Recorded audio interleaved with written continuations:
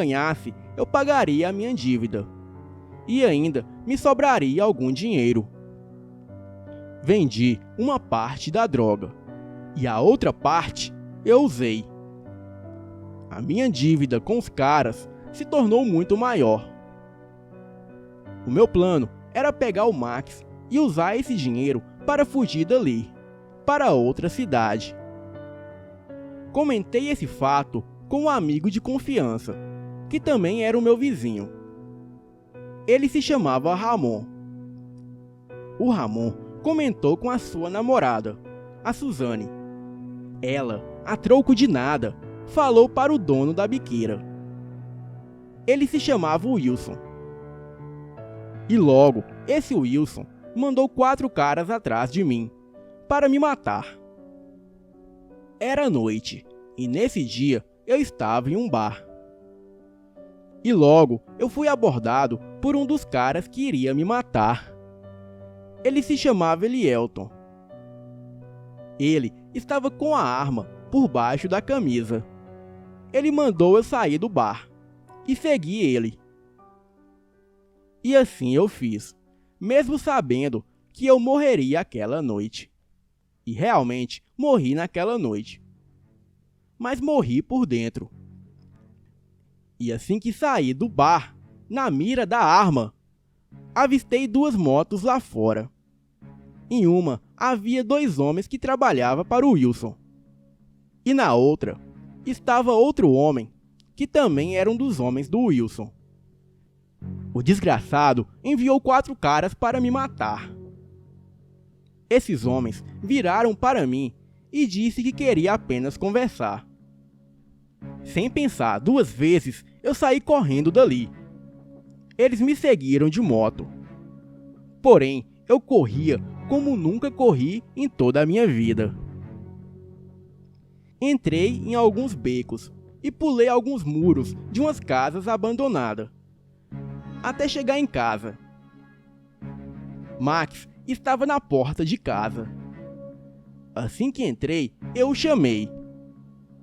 Mas ele viu que os homens que me perseguiam eram uma ameaça.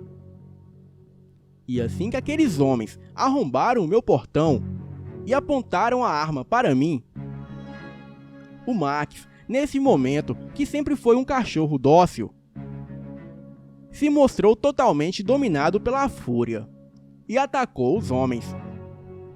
Isso me possibilitou fugir, pulando pelos muros das casas vizinhas, até sair uma estradinha que dava para uma mata. E assim eu me escondi, abandonando o meu cãozinho. Fiquei escondido na mata. Eu morava em uma favela. A polícia não entrava ali e pouco se importava com os moradores. Então, fiquei escondido naquela mata por quase 2 dias. Voltei para casa para buscar o Max e fugir daquela cidade. Mas o que presenciei ali me fez morrer por dentro e desabar em lágrimas. Max estava morto, com vários cortes no corpo, sinais de agressão e várias queimaduras. Eu gritei de fúria. A minha dor foi tão grande que soquei a parede, arrancando pedaços. O meu vizinho logo apareceu e me deu água com açúcar para me acalmar e me tirou dali. Em seguida, ele me levou para a rodoviária e pagou a minha passagem de ônibus até Urucará, para assim eu encontrar a minha avó. No caminho da rodoviária, ele me contou que escutou o Max lutando com os traficantes, impedindo que eles fossem atrás de mim. Mas os homens o golpeou com pauladas e, para se vingar de mim, torturou o cachorro com chutes, pauladas e queimou seu corpo com cigarros. Este vizinho, ouvindo os gritos de dor do animal, apareceu no muro e pediu para ter misericórdia do cãozinho.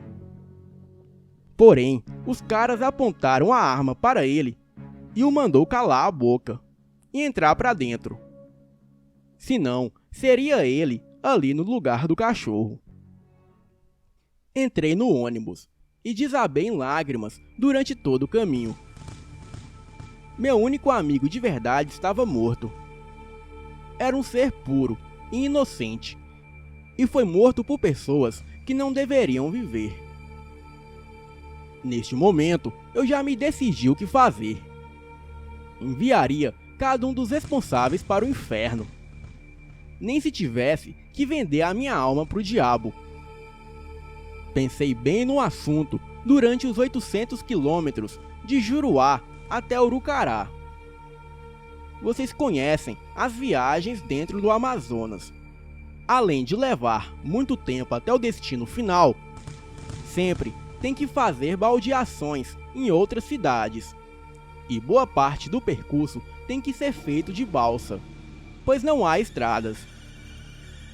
Cheguei até a casa da minha avó. Ela morava sozinha, em uma casa quase dentro do mato. O meu avô já era falecido há muito tempo. Ela me viu em um estado deplorável. Contei tudo a ela, o que havia acontecido, inclusive a morte do Max. E disse a ela que um dia voltaria até Juruá para me vingar. Ela apenas me disse que agora não. Mas um dia eu estaria pronto. A minha avó cuidou de mim. Eu sabia que ela era meio voltada para a feitiçaria, mas não imaginava que ela era uma das maiores feiticeiras que já existiu em todo o Amazonas. E muitas pessoas ali da região e de outros lugares distantes sempre a procurava para fazer trabalhos pesados de feitiçaria ou magia negra. Eu estava em abstinência das drogas, mas a minha avó fez trabalho para os pretos velhos da mata, entregou a minha vida a eles e pediu para que levassem todo o vício que houvesse em mim. E assim aconteceu. Tomei nojo de usar qualquer tipo de drogas. E em 3 meses eu já era outra pessoa. Um homem forte e saudável, mas ainda assim muito deprimido pela morte do Max. Certo dia, a minha avó disse que sabia que eu morreria, mas pediu a uma entidade chamada Agares que não me deixasse morrer. Porém, essa no Egito, na época dos faraós, grego arcaico, hebraico, aramaico, latim e úmbrio. Ela também falava a língua dos mortos e a língua extinta dos antigos indígenas que habitavam no Brasil, que era o tupi antigo, o guaicuru, ava canoeiro, tupiniquim, tamóio e pataxó. Ela nunca foi à escola, mas sabia de muitos segredos do mundo revelado a ela pelos seus 2 mentores.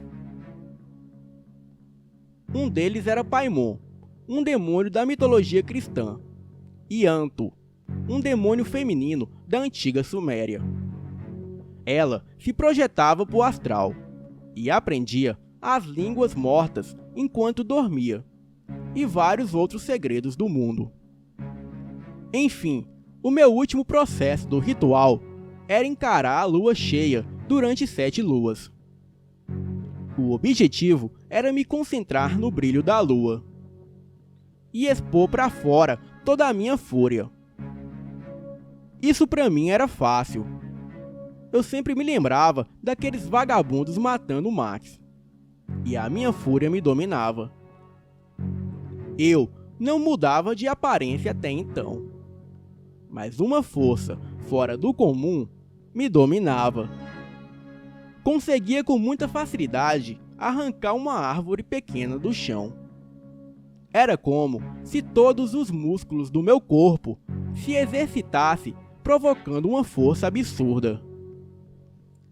No 7º dia do ritual da lua cheia, finalmente eu consegui me transformar em uma fera. Assim que essa entidade viu que a minha avó corria perigo, se manifestou nela.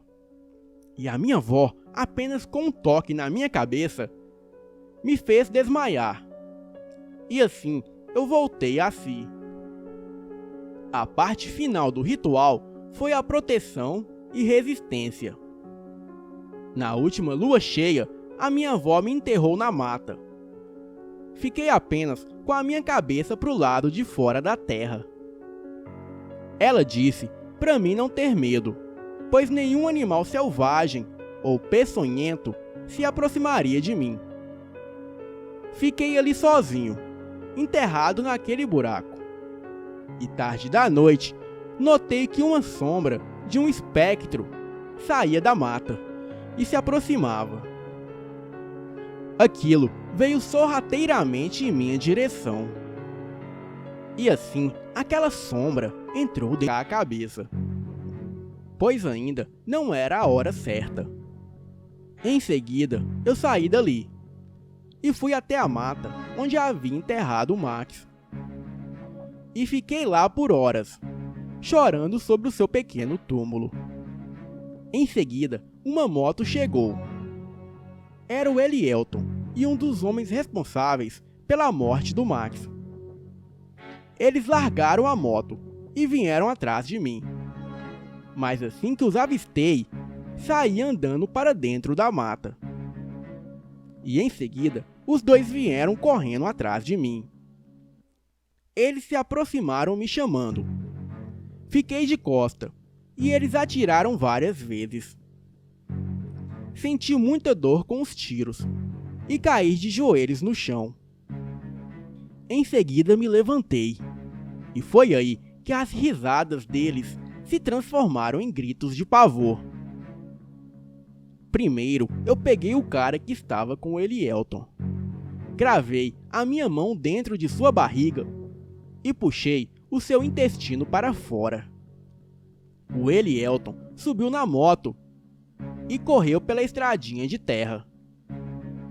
Então, eu me transformei na fera sanguinária, ou no lobisomem, como muitos chamam. Porém, este lobisomem que eu me transformava não eram esses lobinhos que morrem com facadas ou tiros de 22. Já ouviram falar de um alfa? Bem, eu era algo próximo a isso. Eu conseguia me locomover 3 vezes mais rápido que a moto. Corri pelo mato, acompanhando o Elielton na moto. E no momento mais oportuno, eu pulei em cima dele, o derrubando no chão.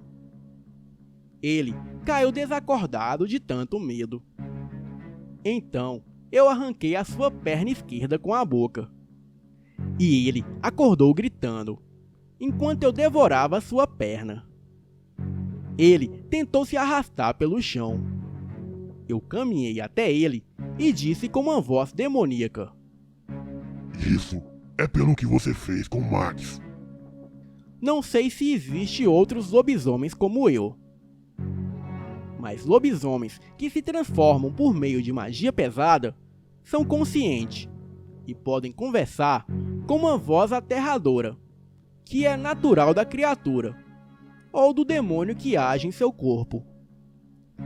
Devorei as 2 pernas do Elielton, até ele parar de se mexer e morrer. Então, eu arranquei a cabeça do seu cadáver e fui embora dali. A polícia tá pouco se fudendo pra quem vende drogas ou traficante. No mínimo, quando eles encontraram o corpo do Elielton, eles ficaram felizes com a morte dele e não fizeram o mínimo de esforço para investigar. No dia seguinte, eu voltei até o barraco e mandei um dos homens de Wilson levar um recado para ele. Entreguei a cabeça do Elielton para os homens que estavam ali e mandei que eles a levassem para o Wilson e dissesse para aquele filho da puta que eu queria o encontrar naquela noite, para dizer a ele que eu estaria no início da estradinha perto da mata e que se ele não fosse até mim, eu iria atrás dele e seria muito pior. Naquela noite, o Wilson apareceu com 10 dos seus homens. Assim que os vi, eu corri para dentro da mata. Eles entraram gritando, tentando me intimidar e debochando da minha cara, como se eu fosse a presa, e não o contrário. O meu alvo era apenas o Wilson e os homens responsáveis pela morte do Max. Antes de me transformar na criatura, eu evoquei os caboclos da mata, para deixar os homens atordoados e perdidos na mata, assim, sem possibilidade deles escaparem. Em seguida, eu me transformei na criatura. A minha avó já tinha me orientado que quanto mais eu me transformasse na criatura, mais eu ia perdendo o controle de dominar a fera. E aquilo passaria a me dominar, me deixando inconsciente e agindo apenas por instinto. Na minha forma humana, eu não tinha a menor intenção de matar os homens que não tiveram nada a ver com a morte do Max. Mas quando eu me transformei, eu mudei de ideia no mesmo instante. Cacei um por um. Eu deixava que eles atirassem em mim, só para os torturarem mentalmente. Matei a todos e deixei apenas o Wilson por último. Esse foi o que mais sofreu.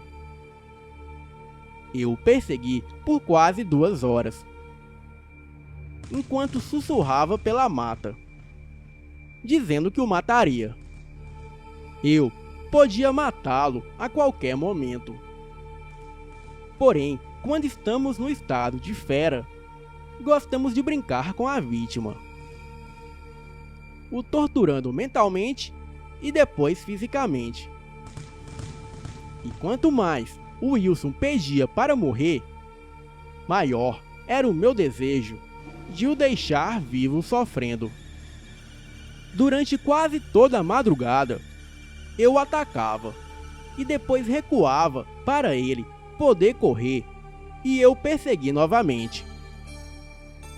Várias e várias vezes ele chegava perto da saída da mata, mas em um estado de confusão mental, ele voltava e se adentrava na mata. Até que certa hora ele desistiu de tentar e eu o matei, o devorando lentamente.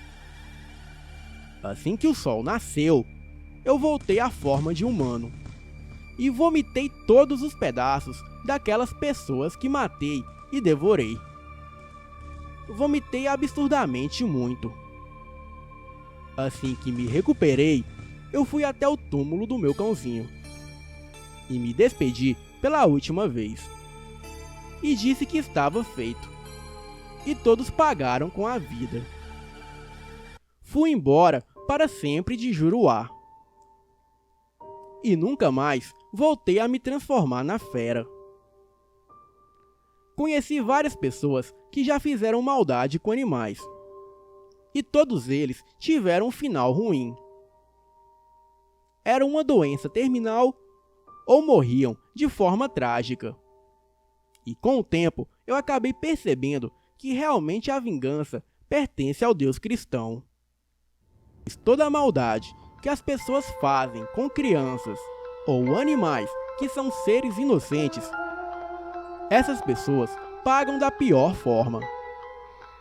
Me tornei cigano, assim que casei com uma linda cigana, chamada Gabriele.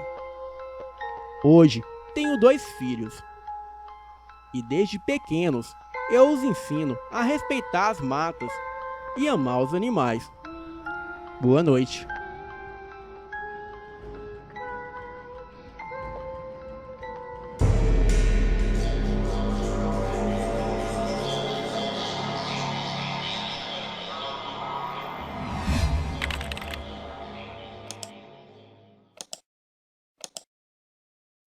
E ele, 33. Meu avô era viúvo da sua primeira esposa. Além da generosidade do meu avô, com toda a sua família. Ao todo, a minha avó viveu 14 gestações, e apenas na última ela teve a minha mãe. Sendo que, para não quebrar a regra de ter um menino em cada gravidez, a minha mãe tinha um irmão gêmeo, o tio Lourenço. E por este motivo, a minha mãe era muito amada por todos da família. E como se não bastasse, ela era uma irmã carinhosa com todos os 14 irmãos. E os pais, motivo pelo qual era muito mimada e protegida como uma pedra preciosa. Aos 10 anos, ela ficou órfã de pai, que faleceu em circunstâncias misteriosas. Ele foi vítima de um ataque de animal, que ainda devorou partes do seu corpo. O mais intrigante era que o meu avô era um caçador experiente e nunca saía de casa desarmado. Tudo bem que ele estivesse bêbado, mas foi muito esquisito a sua morte. Na vizinhança e entre a família, a notícia se espalhou, causando alvoroço. Uns alegavam que foi um ataque de onça, e outros diziam que foi um porco do mato, um lobo-guará e até mesmo um lobisomem. O certo foi que o animal não deixou rastro, e por outro lado, a crença de lobisomem levantava a suspeita de ser coisa da família Espínola, também conhecida como os vira-bicho. Eles eram criadores de animais e tinham a menor propriedade da região. Além disso, mantinham como funcionários curadores, feiticeiros, ex-criminosos, ciganos e até pistoleiros. Eles eram mal vistos por todos e também não faziam questão em fazer amizades. Eram grosseiros, cheios de si, mal encarados e de poucas palavras. E também eram arrumadores de confusão por onde passavam. Apenas o padre da paróquia os visitava. Antes de morrer, o meu avô teria se desentendido com a audácia do velho. Porém, a minha avó conteve a todos, alegando que não poderiam provocar um verdadeiro derramamento de sangue por conta dos delírios de um velho caduco que falava demais. E mesmo já lhe bastava ter perdido o marido. Ela não queria ver a sua família envolvida numa guerra sem sentido. Quando se tornou mulher, a minha mãe chamava a atenção dos homens por conta de sua beleza. Mas por ser a única mulher entre 15 irmãos, assustava os pretendentes que não queriam se arriscar. Até mesmo por não ser nenhuma novidade a proteção e ciúme dos irmãos para com ela. A minha avó até brincava que o homem que decidisse se casar com a minha mãe deveria pensar 2 vezes antes de aprontar algo e sempre andar na linha. E somente aos 20 anos foi que a minha mãe teve o seu primeiro namorado. Ele se chamava Carlos. Era o filho único de um próspero fazendeiro, que além deste filho, ele tinha 8 filhas. Carlos foi colega de escola da minha mãe e do tio Lourenço. Ele sempre gostou dela, mas assim como todos, ele também tinha medo dos meus tios. Na época, todos os meus tios já tinham mulheres e filhos. sendo que apenas o tio Lourenço não era casado, mas estava noivo. Carlos decidiu falar com a minha avó e depois com todos os meus tios para não correr o risco de se envolver em confusão com eles. Diante disso, o namoro foi aceito, mas com algumas restrições. Com 3 anos de namoro, a minha mãe noivou com Carlos. E só então se permitiu ser tocada por ele como mulher. E chegou a se envolver intimamente com ele por 3 meses. Mas, ao se confessar ao padre, sentiu-se culpada e decidiu só voltar a ter intimidade com Carlos depois do casamento. E foi quando ele se mostrou um homem muito inseguro e ciumento. Não era violento, mas não admitia a aproximação de nenhum homem com ela. Apenas se fosse da família dela, pois nem os da família dele ele admitia. E foi quando, durante um festejo da igreja, ele se distraiu com as barracas de tiro, enquanto a minha mãe e outras mulheres terminavam de arrumar alguns arranjos de flores no altar, onde o padre ministraria a missa. Foi então que Francisco Spínola, o filho caçula da segunda mulher de Arthur Spínola, se aproximou da minha mãe querendo saber do padre. Eles conversaram sorridentemente, quando Carlos viu a conversa ao longe. Furioso, ele foi até eles e começou uma discussão onde Francisco o chamou de otário por ele deixar uma mulher tão linda sozinha para ficar atirando em vidrinhos, apenas na expectativa de ganhar uns bichinhos de pelúcia. Transtornado pelo ciúme, Carlos deu um soco na cara de Francisco. Ele não deixou barato e revidou. Foi então que os dois saíram no braço, em plena Praça da Matriz, diante de todos que aguardavam a missa. Francisco levou a melhor na briga e por pouco não cortou a garganta do Carlos com o canivete que trazia no bolso. A minha mãe foi quem interveio desesperada. Nisso, Francisco alegou que só por causa da minha mãe ele não cortaria a garganta de Carlos. Pouco depois, os homens afastaram os dois e tocaram Francisco para fora.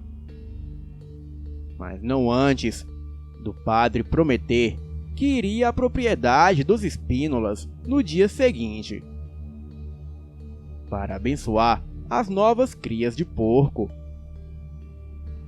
E quando o tumulto se acalmou, Carlos, que até então estava muito calado e chateado, alegou que a minha mãe era culpada por ficar dando trela a um sujeitinho ordinário, feito Francisco.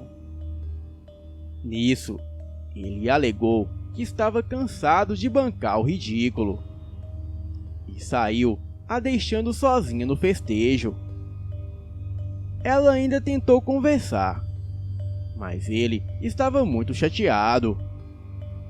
E por conta da rejeição de Carlos, a minha mãe achou melhor terminar o que fazia e voltar para casa. Alguns dos meus tios estavam no evento terminando os últimos preparativos das barracas, mas ela decidiu não incomodar ninguém e foi mesmo sozinha para casa.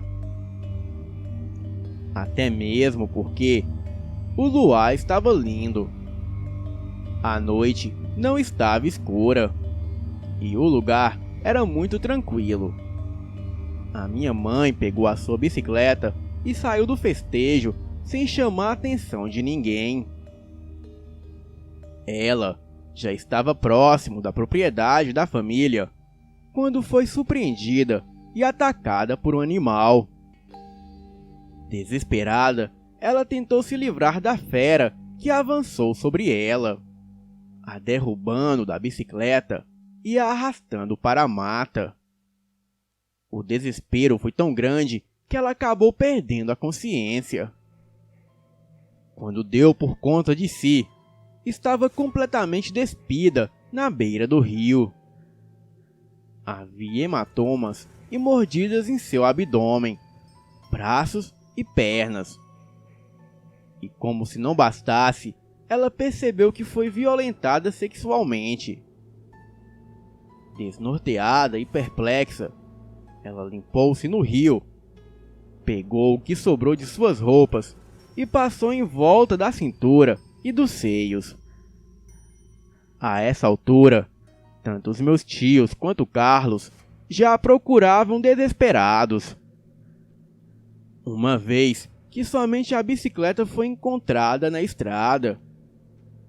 E por sorte, o tio Lourenço, irmão gêmeo dela, foi quem a encontrou. E assim que a viu, não teve dúvidas que ela foi atacada por um tarado. Aos prantos, a minha mãe contou que foi uma fera e que ela não se recordava de nada. De fato, as mordidas eram de um animal. Mas que animal violentaria sexualmente um ser humano? Por vergonha e constrangimento, ela decidiu contar apenas que foi atacada por um bicho imenso, peludo e muito forte. Tio Lourenço a levou para casa sem fazer alarde. E só quando ela estava recomposta, foi levada para o hospital para tomar medicamento, vacina antirrábica e tudo mais. E ela só ficou em observação. E por constrangimento, evitou mencionar a violência sexual. O aparecimento da minha mãe salvou a vida do Carlos, pois os meus tios, em seu desespero, desconfiavam dele, alegando não terem engolido nada da história dele em tê-la deixado sozinha. E chegaram a acreditar que ele havia feito algum mal a ela.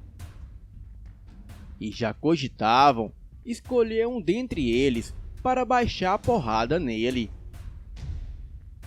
até que ele apontasse o paradeiro dela. E era melhor que a encontrasse sã e salva. Alguns dos meus tios, em seu ataque de preocupação, foram até a propriedade dos Espínolas, onde foram informados que o Francisco estava dormindo e que já bastava a briga no festejo. Arthur Espínola alegou que viu o filho chegando e que ele falou da briga, mas que havia chegado desacompanhado e que não era nenhum delinquente para desrespeitar a filha de quem quer que fosse.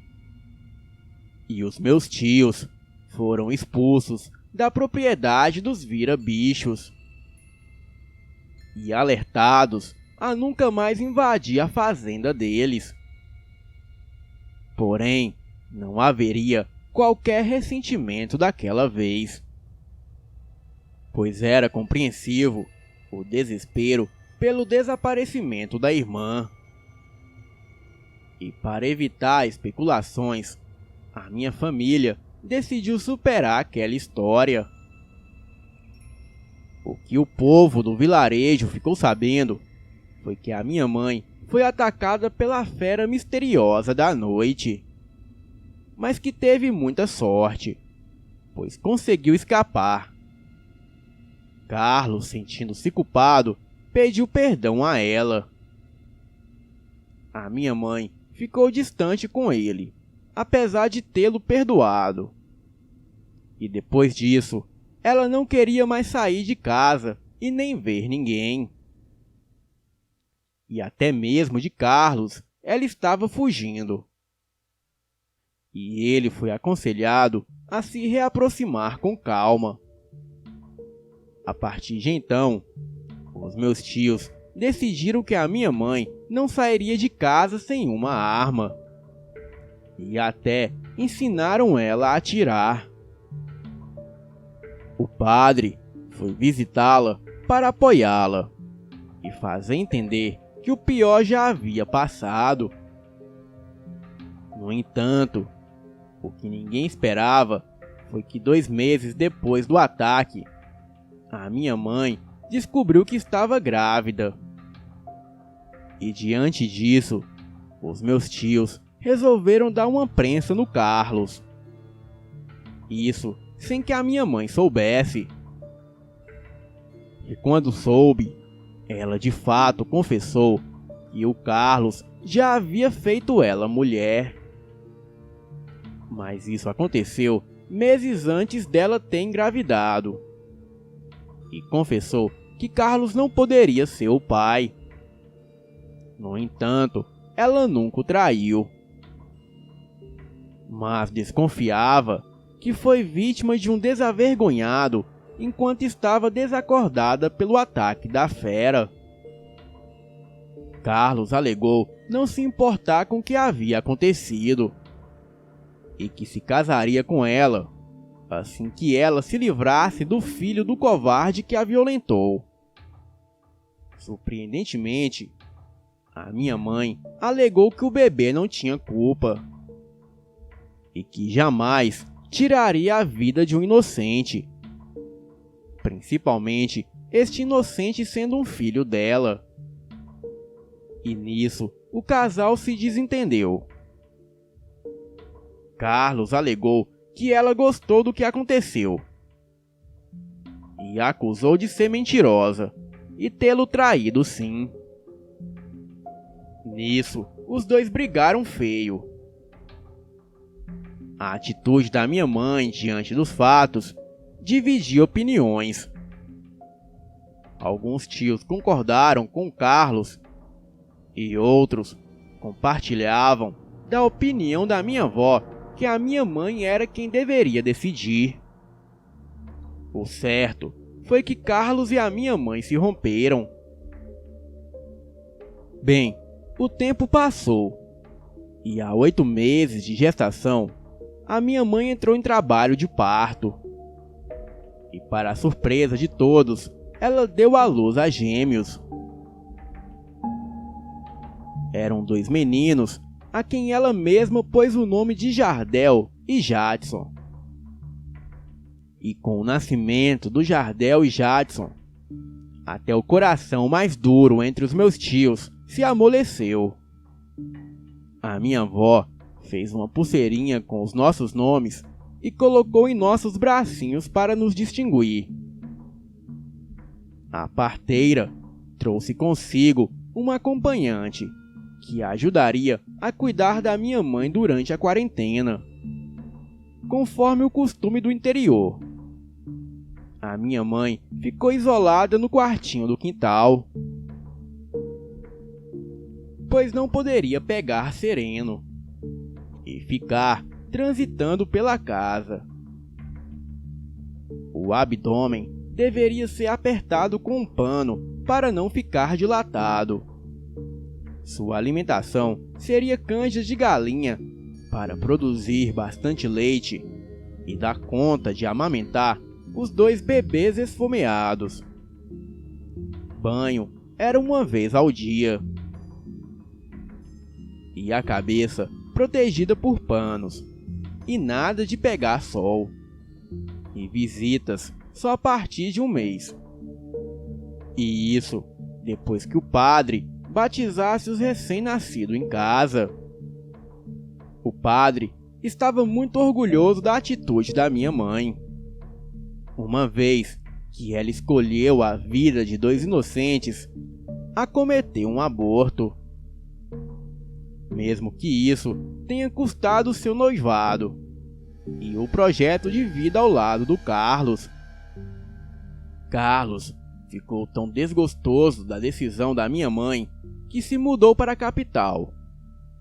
Alegava que precisava sumir por um tempo até que pudesse suportar os comentários do povo. Uma vez que a sua noiva engravidou de um desavergonhado e preferiu o filho dele a se casar e ter uma família.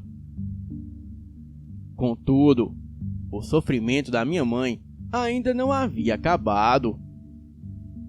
Com 20 dias do meu nascimento, a minha avó precisou sair para acertar uns pormenores com um dos meus tios e deixou a minha mãe e os bebês aos cuidados da Renata. Isso por volta de 22 horas. E como a propriedade da família era muito tranquila, ela decidiu ir a pé. 15 minutos de caminhada e já se chegava à casa do tio Henrique. A minha avó se deparou com um cenário chocante. Renata jogada na frente da casa morta e dilacerada numa poça de sangue. Silvana, o ataque aos animais continuavam acontecendo. E com isso, caçadas foram organizadas, até que se tornou algo raríssimo o aparecimento de porco do mato, ou um tarado, ou gritar que eu estava faltando com respeito. E por isso, procurava até desviar os olhos e distrair a minha mente. Bem, algumas vezes dava certo, em outras não. Mas sempre eu procurava disfarçar. Também ficava mais tempo na companhia dos moleques, já que assim não corria risco. E se acontecesse alguma animação involuntária, tudo acabava em molecagem mesmo.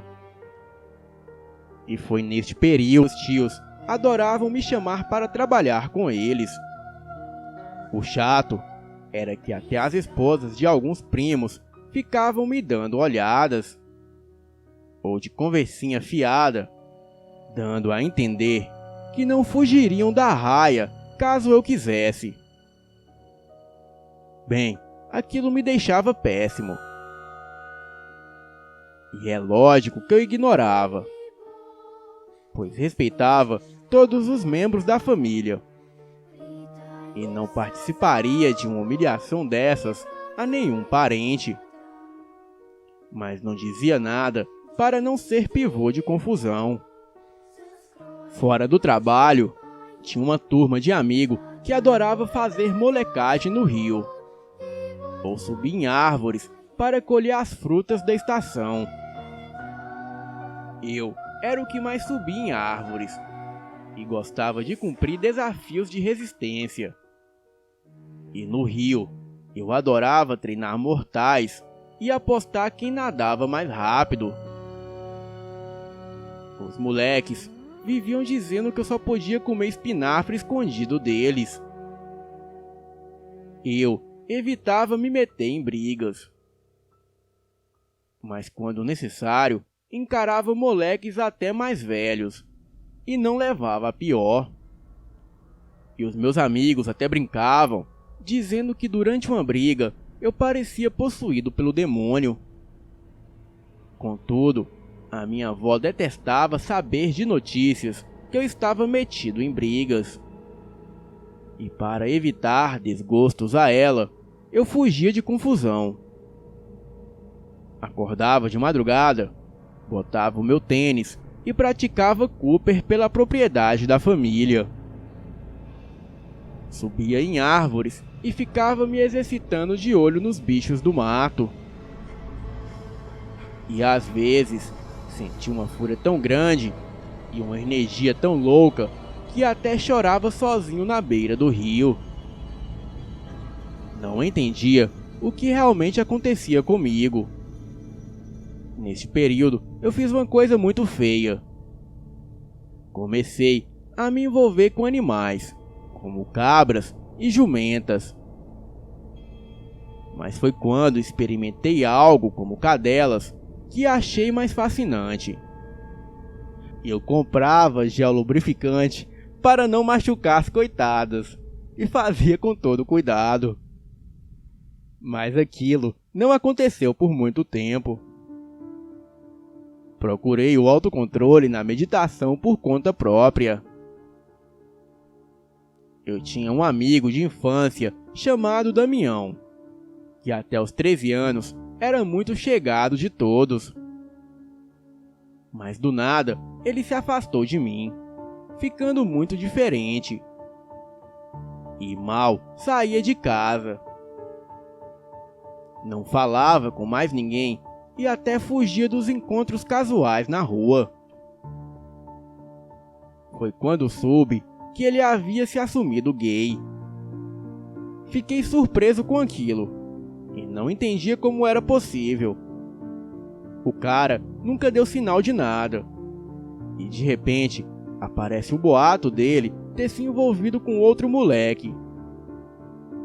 E logo se isolar de todos.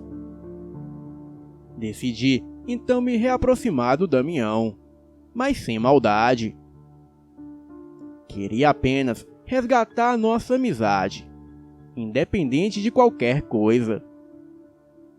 Mas para o meu espanto, ele estava realmente esquisito e me atendeu todo sem jeito. Usava umas roupas nada a ver e ficava me dando secada com os olhos. E foi quando eu entrei na conversa e perguntei se ele havia virado o que o pessoal estava falando. Ele abaixou a cabeça e me disse que não havia virado nada e que simplesmente sempre foi assim, e tinha medo do que os amigos pensariam dele. Até que não suportou e se permitiu viver algo com um otário que o queimou diante de todos. Nisso, ele me olhou e me perguntou se eu queria ir embora. E que eu estaria livre para nunca mais voltar a falar com ele ou olhar na sua cara.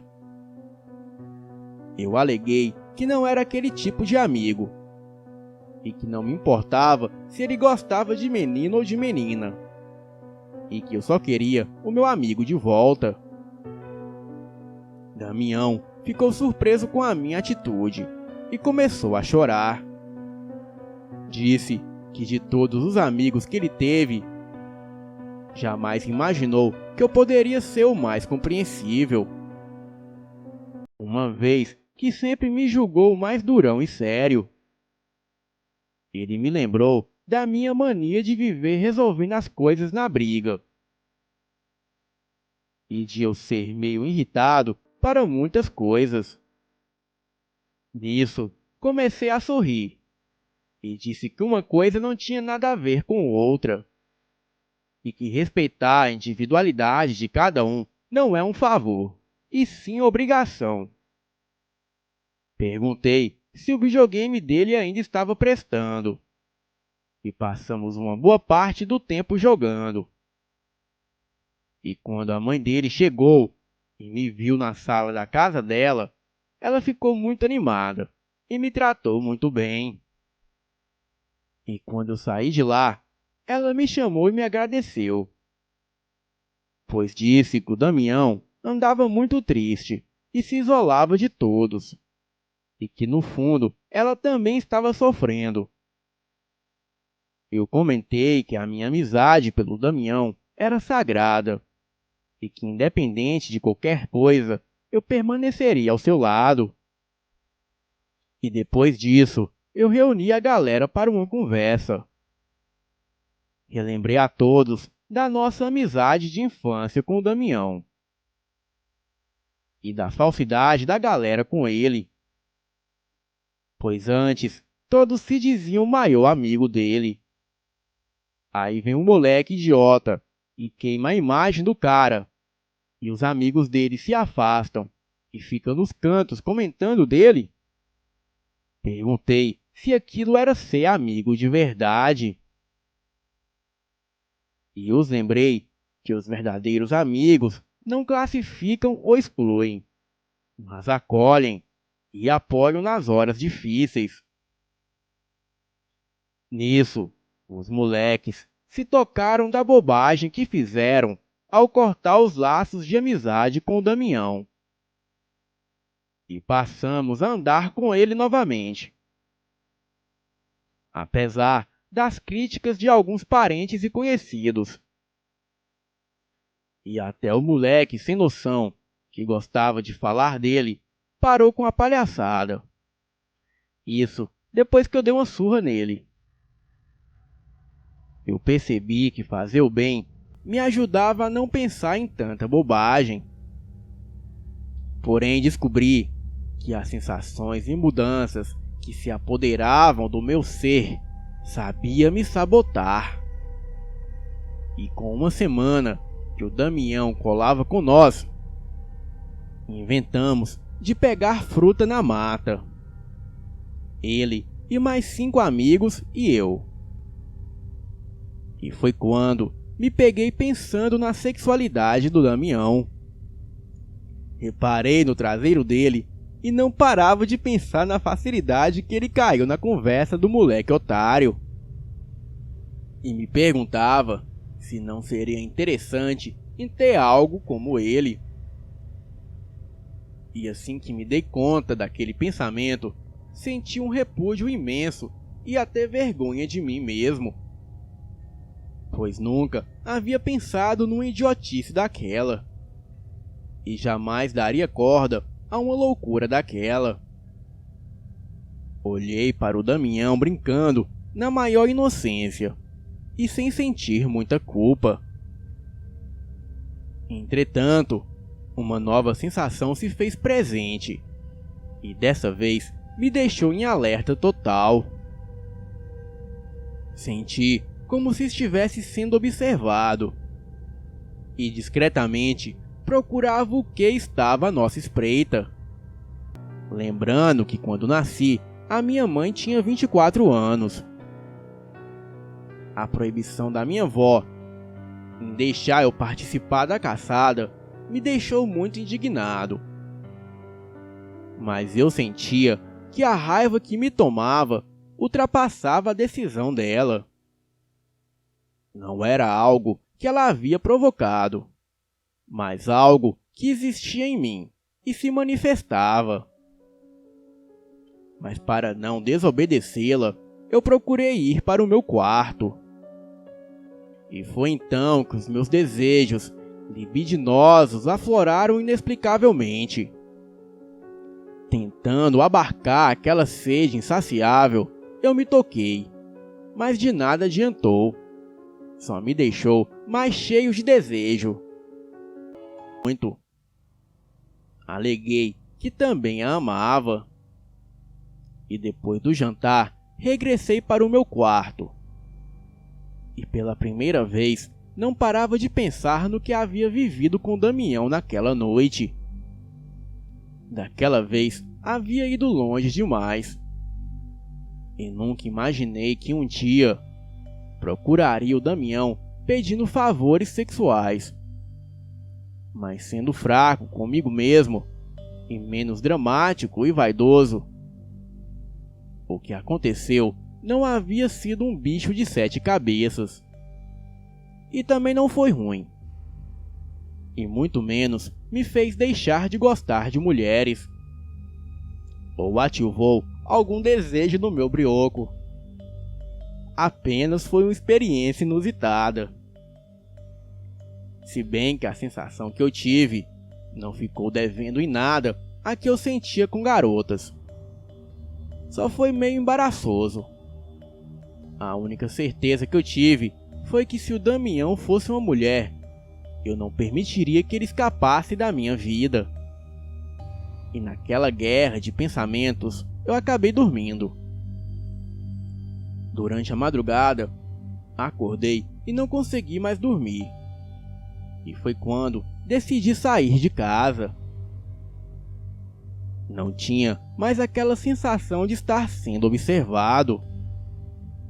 Me sentei no banco do quintal, com base em tronco de árvore, E em meio ao mato, os bichos da noite e o risco de levar tiros, tudo me dava uma sensação de adrenalina.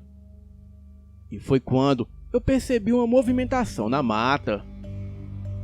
E vindo com ela, o forte cheiro de cachorro molhado, enxofre e sangue.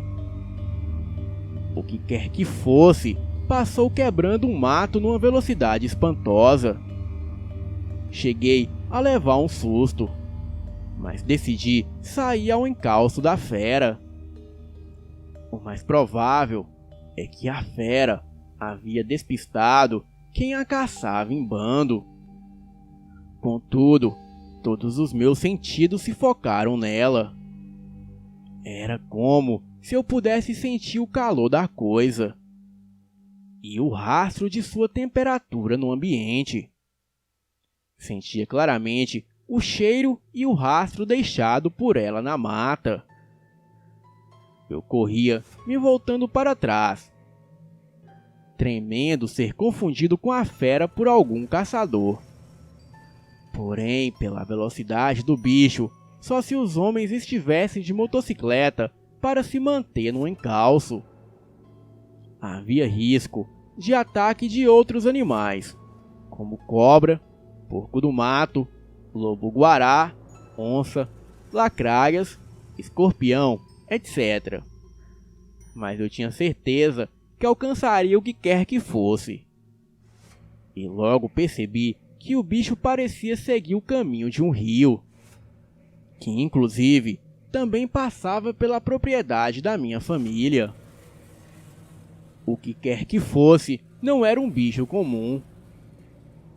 Sabia muito bem para onde ia, e a velocidade que se locomovia era um desafio. Eu, sempre ao encalço, cheguei a me melar com o sangue que escorria da coisa, ou de alguma presa que ela havia devorado. Foi quando a minha visão pareceu se expandir, e eu avistei aquele vulto negro a alguns metros à minha frente. Em geral, um animal não continuaria fugindo daquele jeito.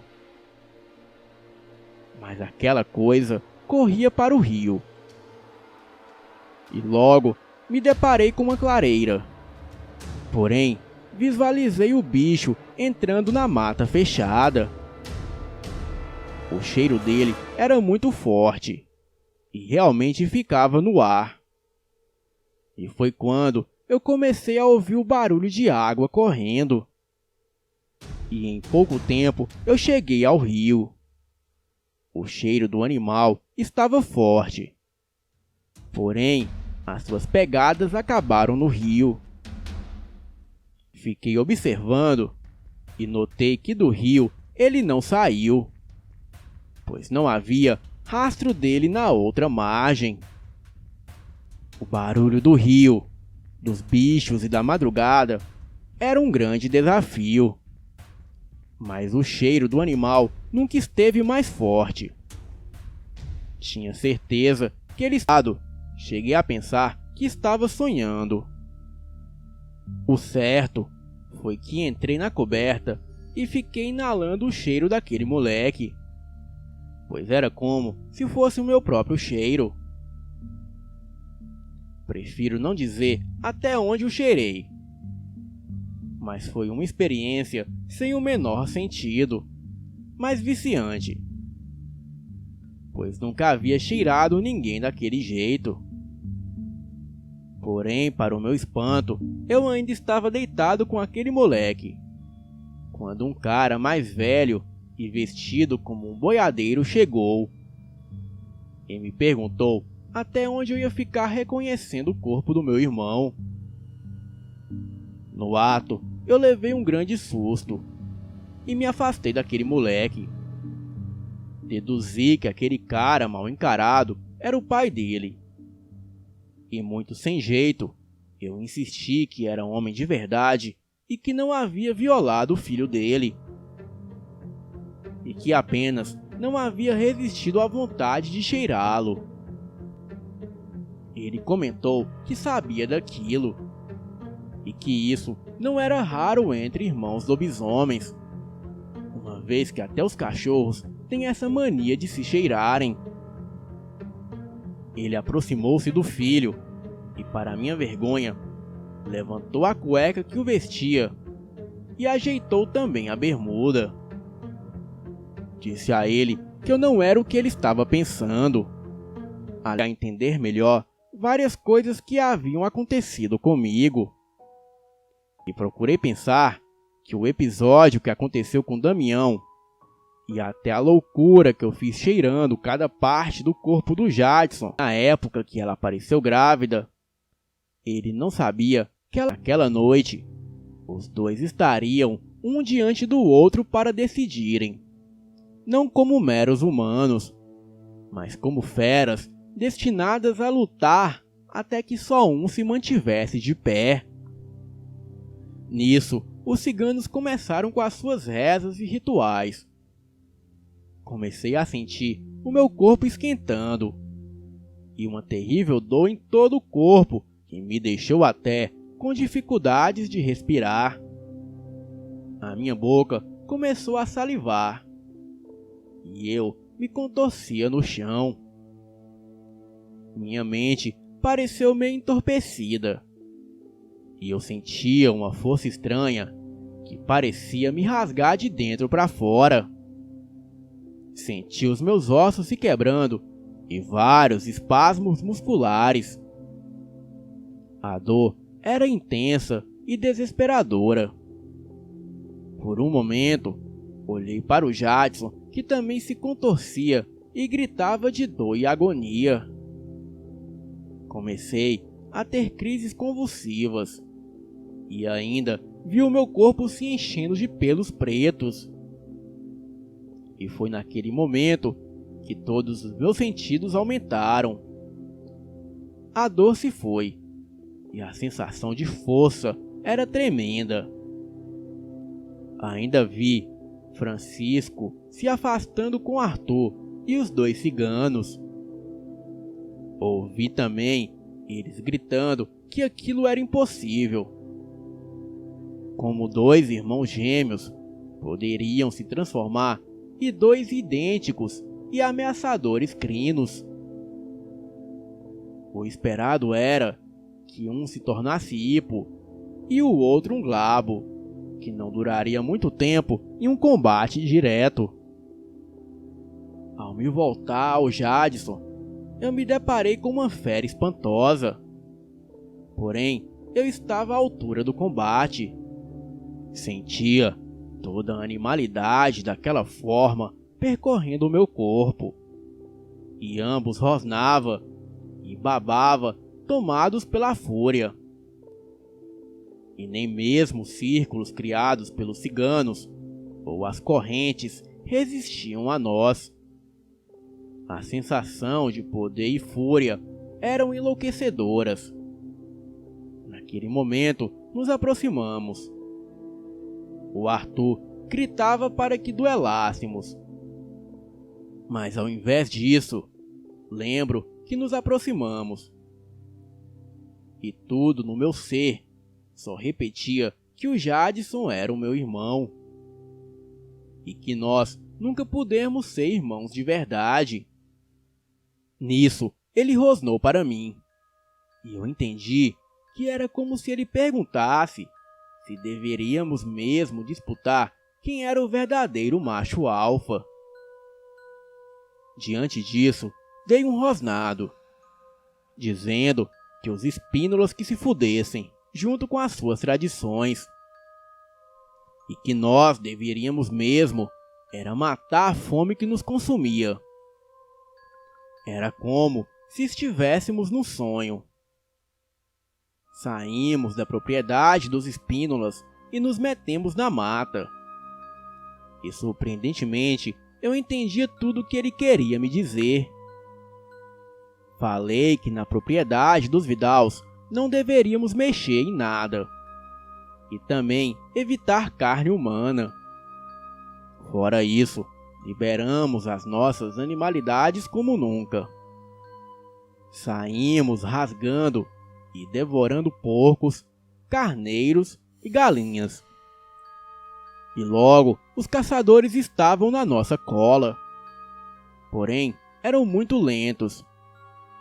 E 2 lobisomens os confundiam facilmente, já que eles imaginavam que se tratavam apenas de um. Foi uma noite de desforra e de tocar o terror. Na manhã seguinte, nós 2 amanhecemos no mesmo lugar. A sensação de cansaço era grande, porém nos apoiávamos um no outro, que acredito que era como fazíamos quando dividíamos o útero de nossa mãe. Uma coisa que descobri era que, além de correr e devorar tudo, lobisomens tinham uma digestão muito rápida e poderia botar para fora mesmo correndo. Eu pouco me importava com qualquer coisa. E pela primeira vez eu me sentia livre e tinha o melhor dos amigos ao meu lado. Francisco, muito confuso, veio nos resgatar e nos disse que não entendia como não duelamos até a morte. E nisso, mesmo exausto, o meu irmão falou que éramos carne da mesma carne e sangue do mesmo sangue, e que unidos éramos ainda mais fortes. Aleguei que não fazia questão nenhuma de ser um espínola, mas que jamais faria algum mal para o meu irmão. Quem não gostou nada disso foi o Arthur. Alegou que a desonra sempre estaria na família Espínola.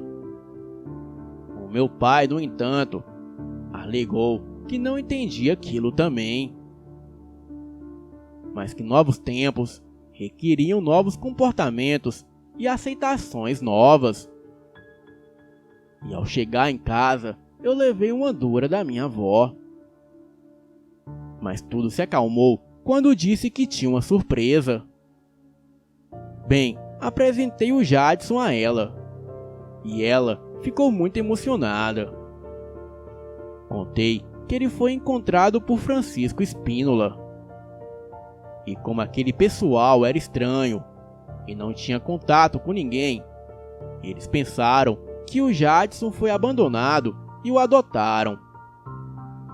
A minha avó ficou imensamente feliz, e o Jadson pôde conhecer os nossos parentes maternos. Bem, apenas um acordo ficou claro: nós não envolveríamos justiça em nada, até mesmo porque o importante eram os sentimentos e não as leis. E se fôssemos mexer com tudo isso, só iríamos provocar confusão e separação. Bem, e a minha família concordou. Atualmente, eu sou casado e pai de 2 meninas, e continuo trabalhando na propriedade da minha família. Frequento a casa dos Espínolas, sempre em períodos de transformação. Arthur, a quem nunca aceitei como avô, faleceu quando eu tinha 15 anos. Francisco, apesar dos erros do passado, se mostrou um bom pai, e eu perdoei.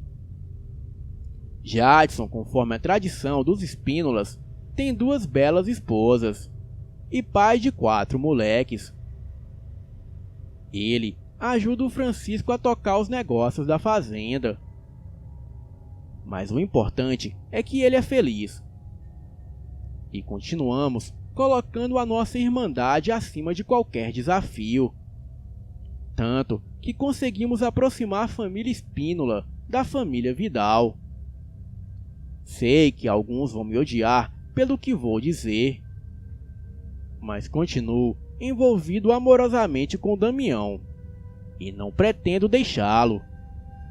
Ele respeita o meu casamento e nunca misturamos as coisas, até mesmo porque, acima de tudo, somos amigos e não estamos fazendo mal a ninguém.